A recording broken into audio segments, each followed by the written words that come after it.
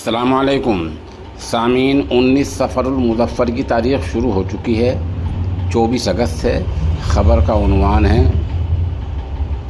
इबरत। ये तस्वीर में आप देखें, ये बांग्लादेश के साबिक़ चीफ़ जस्टिस हैं। ये बरसों तक बांग्लादेश के सबसे बड़े जज रहे हैं। आज इनकी हालत ये है कि ये देश से बाहर भागना चाह रहे थे, लेकिन इनको वहाँ की पुलिस ने गिरफ़्तार कर लिया है। अब ये जेल में है। इसकी वजह क्या है? इन्होंने अपने दौर में कई उलमा को फांसी पर लटकाया, बेजा फैसले किए, जुल्म किए। आज ये जेल में बंद हैं।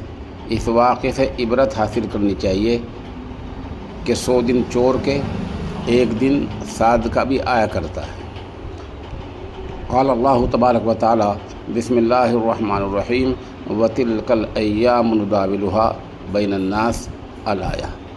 ज़माना है, ये दिन है जो लोगों के दरमियान घूमते रहते हैं। आज उसका नंबर है, कल किसी और का नंबर है, परसों किसी और का नंबर है।